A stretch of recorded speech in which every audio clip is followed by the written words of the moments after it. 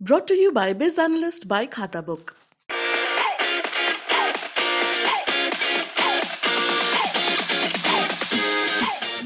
चुनाव हारने के बाद भी काफी उत्साहित नजर आ रहे हैं केशव प्रसाद मौर्य। कभी मूवी देखते हुए तस्वीरें आती हैं तो कई सारी तस्वीरें उनके घर पर पहुंचे जीते विधायकों की।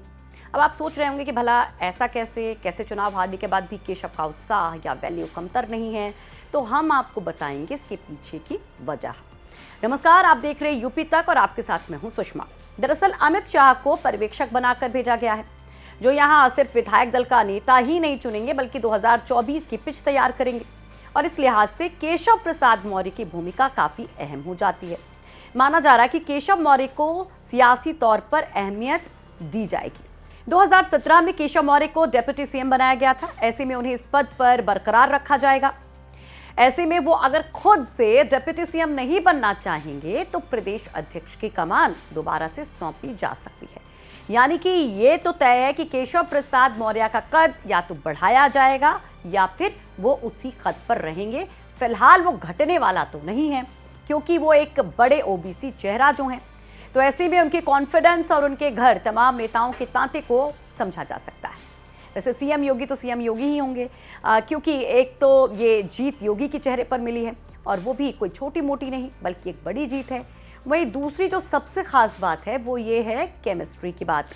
यहाँ पर देखिए कि किस तरह से अमित शाह को जब भेजा गया है तो शाह सियासत में सबसे ज़्यादा तरजीह केमिस्ट्री को देते हैं और इस केमिस्ट्री को आप इस तस्वीर के जरिए समझ सकते हैं। तो ये तस्वीर जिसमें शाह जीत का लड्डू योगी को खिला रहे हैं और इस मिठाई के पल में दोनों के बीच में नजदीकियां और मिठास नजर आ रही है। तो ऐसे में विधायक दल का नेता यानी कि सीएम को लेकर कोई संशय नहीं है, यानी कि सीएम योगी वहीं पर रहेंगे, यानी अपनी कुर्सी पर। तो केशव प्रसाद मौर्य का भी कद कहीं घटने वाला नहीं है।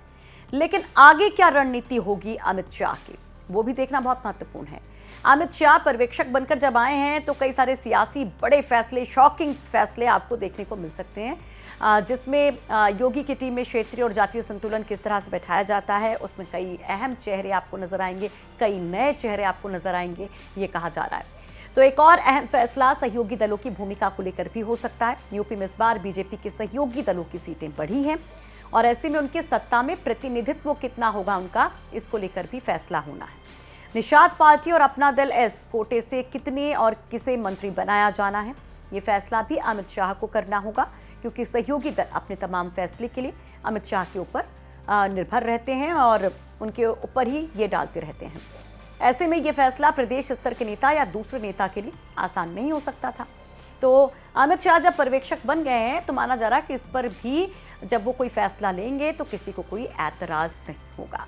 तो अमित शाह का पर्यवेक्षक बन के यूपी आना सबसे जो खास है वो केशव प्रसाद मौर्य के लिए है और तमाम सहयोगी दलों के लिए है। उम्मीद करते हैं कि आपको ये रिपोर्ट पसंद आई होगी। तमाम पॉलिटिकल खबरों के लिए देखते रहिए यूपी तक और पढ़ते रहिए UP तक.in।